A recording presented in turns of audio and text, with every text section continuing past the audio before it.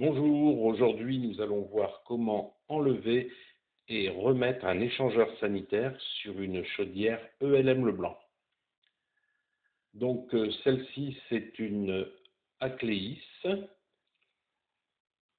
de ELM Leblanc, mais il y a plusieurs modèles qui ont le même style d'échangeur.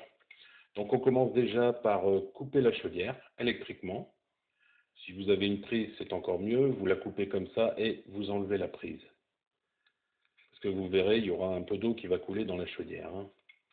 Donc pour enlever le capot, vous avez deux vis. Vous en avez une ici à gauche, là. Donc sur la chaudière, c'est un tournevis plat ou un tournevis Torx. Et vous avez la deuxième à droite, à l'opposé. Donc après, il suffit de tirer le capot et il vient tout seul. Donc là, vous avez maintenant les trois vannes à fermer. Vous avez celle du départ chauffage,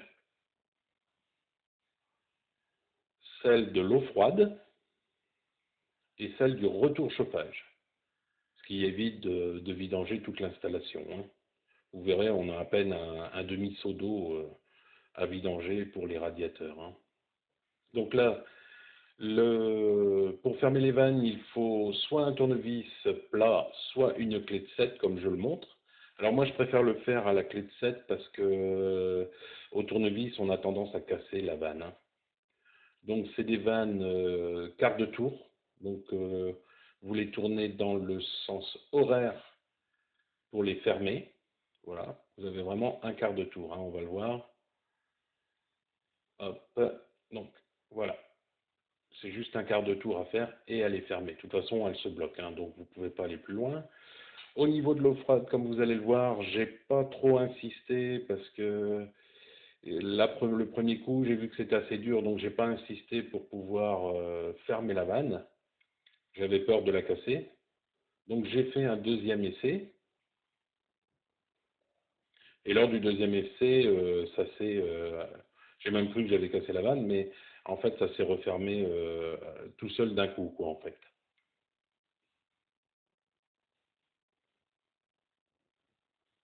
Et si vous regardez bien sur le mur, vous avez deux vannes rouges là-bas. Et en fait, j'aurais pu très bien fermer avec la vanne du bas. C'était pour fermer l'eau froide, en fait. Donc, ça aurait été plus simple de le fermer par là. Mais bon, là, c'était bien aussi de le montrer. Donc une fois fermé l'eau froide, vous ouvrez le robinet d'eau chaude pour vraiment purger tout le réseau, pour plus avoir de pression au niveau de l'échangeur et au niveau de la tuyauterie d'eau chaude. Donc là, c'est tout le réseau qui s'en va. Et à un moment donné, vous allez voir que le débit va diminuer pour carrément ne plus avoir d'eau dans les tuyaux. Voilà. Là, il n'y a plus d'eau du tout. Donc vous le laissez ouvert, le robinet, ça permettra de vidanger le reste. Donc maintenant, on va vidanger la chaudière en elle-même. Là, c'est plus de l'eau sanitaire, c'est de l'eau de chauffage. Donc vous avez la soupape qui se trouve là-haut. Vous avez le tuyau, là il y avait un tuyau, donc j'ai mis un seau juste en dessous afin de récupérer l'eau. Il n'y en aura pas énormément, vous avez à peu près un demi-seau d'eau à vidanger dans la chaudière. Donc là, on ne le verra pas bien parce que fallait que je passe ma main pour pouvoir tourner le petit bouton rouge. Alors toujours dans le sens là par contre c'est inverse des aiguilles d'une montre. Vous le tournez légèrement, vous allez voir la soupape va s'ouvrir. Là on voit déjà que la soupape s'est ouverte. Et voilà, vous avez l'eau qui coule. Donc vous pareil, vous attendez. Alors il faut le maintenir ouvert parce que sinon elle a tendance à se refermer la soupape. Donc dès que vous avez plus d'eau chaude, enfin d'eau de chauffage qui coule, vous pouvez arrêter. Et là, pour être sûr de ne pas avoir d'eau ni de pression au niveau de la chaudière, il suffit de regarder le manomètre. Et vous verrez que le manomètre sur la chaudière est à 0 en fait. Voilà. Vous voyez, il suffit de le tourner. J'ai essayé de montrer, mais j'avais toujours la main devant, donc on ne peut pas voir vraiment que je le tourne, mais il suffit de tourner cette petite molette-là et vous venez ouvrir la soupape en fait.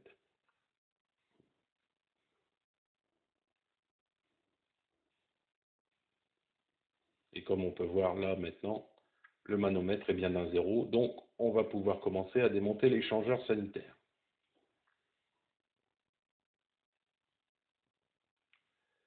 Donc il faut d'abord enlever le tableau de bord, enfin l'enlever non pas vraiment, vous avez juste une vis ici à desserrer pour pouvoir abaisser tout ce qui est platine électronique en fait, hein, la façade avant, avec les boutons de chauffage, les boutons marche arrêt et tout ça, et le bouton reset. Donc il faut le démonter, et vous allez voir, ça se bascule en fait, hein.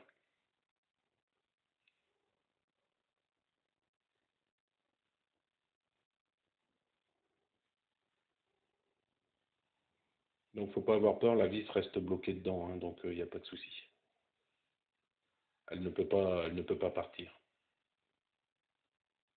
Donc là, vous voyez l'échangeur, hein, c'est l'espèce de boîte à sardines qu'on a là. Alors elle est juste maintenue par la vis que je montre là. C'est une vis BTR, donc il vous faudra une BTR pour pouvoir l'enlever. Voilà. Là j'ai mis la BTR, je vous le montre. C'est pas, je me souviens plus de quelle taille de BTR, mais c'est pas une très très grosse non plus, hein. Donc après, suffit de démonter, hein, de dévisser la vis. Alors par contre, il faut y aller tout doucement pour démonter la vis, parce que comme vous allez le voir, il reste encore de l'eau au niveau de la chaudière et au niveau de l'échangeur sanitaire. Donc comme il ne faut pas aller trop vite parce que vous avez l'électronique, ce qu'on a basculé là, il y a toute la partie électronique qui est dedans. Donc si vous avez de l'eau qui rentre dedans, grosso modo, vos platines sont mortes. Donc n'hésitez pas à attendre, vous dévissez tout doucement. À un moment donné, vous allez voir, l'eau va commencer à couler. Donc laissez-la couler, ça c'est pas grave. Alors petite astuce qu'on voit pas là, que j'ai remis après, c'est qu'en fait j'ai mis un chiffon sur la façade en fait. Ce qui évite, même si vous avez un peu d'eau qui tombe dessus, c'est le chiffon qui va aspirer l'eau et ça vous évitera d'avoir une platine de bousiller, quoi, en fait. Vous voyez, là, comme vous voyez, je ne l'ai pas desserré à fond et il y a encore de l'eau qui coule.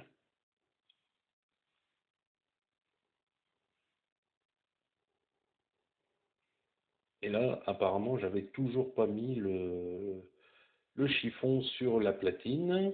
Vous le verrez après, il est jaune, le chiffon, hein. Mais il aurait été recommandé de le faire avant de commencer à démonter la visserie de l'échangeur sanitaire, en fait, hein. Ça aurait été préférable de le faire à ce moment-là. Donc une fois qu'il n'y a vraiment plus d'eau au niveau de la chaudière, enfin de l'échangeur sanitaire, là vous pouvez commencer à démonter un petit peu plus la vis.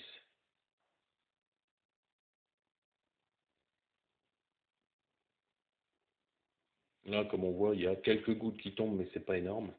Donc là, voilà ce que je vous disais tout à l'heure, le chiffon que j'ai mis sur la platine électronique, ça il faut le faire dès le départ, avant même de desserrer l'échangeur. Donc là, j'avais enlevé la vis, donc l'échangeur est venu tout seul.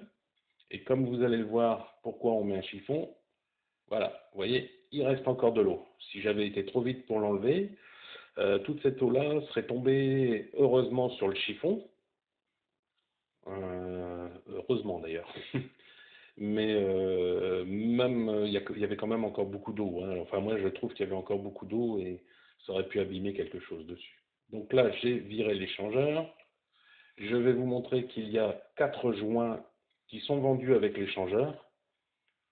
À remplacer absolument, hein, pour dire de faire une bonne étanchéité. Vous voyez, c'est 4 joints, il y en a 2 grands et 2 petits en fait.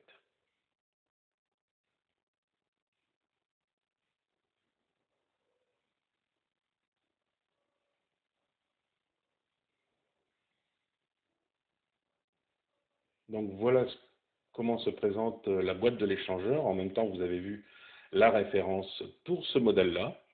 Parce qu'après, il y a d'autres modèles, c'est toujours la même façon de monter ou de démonter, mais bon.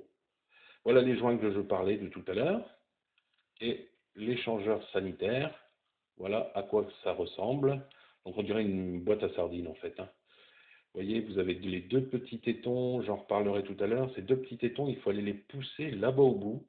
Alors, j'ai pas pu montrer les encoches où il faut les pousser parce que vraiment, on les voit quasiment pas. C'est à peu près au jugé, on le met dedans.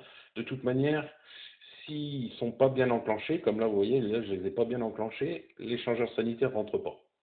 Donc, vous n'avez pas le choix, faut vraiment les enclencher dans le petit système. Bah là, j'ai eu de la chance, hop, au bout du deuxième coup, ils sont bien posés. Bon, par contre, j'avais pas la vis, donc il est retombé un tout petit peu, mais au moins ils étaient enclenchés, donc il n'y avait pas de souci particulier. Il suffisait de remettre la vis après au niveau de l'échangeur sanitaire. Bon, alors avec une main, c'est pas évident à faire.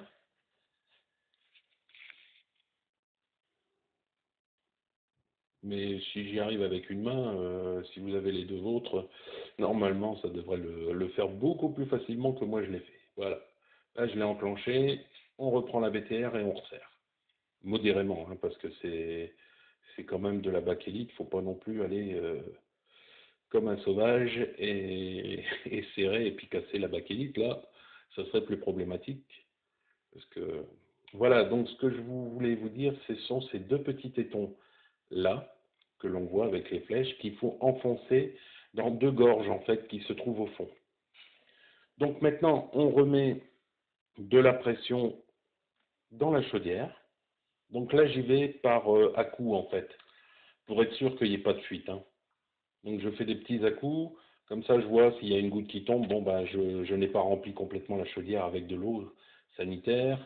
Là je fais le chauffage, je rouvre, hein, donc des deux côtés. Et comme j'ai vidangé la chaudière, bon, bah, le manomètre il est à zéro, donc il faut remplir la chaudière. Je dirais là, vous pouvez monter un tout petit peu plus que 1, je dirais même entre le 1 et le 2, vous pouvez monter, parce que de toute manière, la chaudière va se purger après, hein. Donc là, j'avais pas, pareil, j'avais pas ouvert non plus à fond le robinet. Voilà, là j'ai ouvert un petit peu plus. Voilà, vous voyez, 1,5. Il faudra vérifier pendant 1 ou 2 jours que la pression ne retombe pas en fait. Donc là, je l'ai redémarré. Donc j'ai coupé le chauffage pour éviter ça. Donc je purge maintenant par le robinet l'air qu'il pouvait y avoir. Bon, il n'y avait pas beaucoup d'air d'ailleurs. C'était assez étonnant, mais il n'y avait pas beaucoup d'air.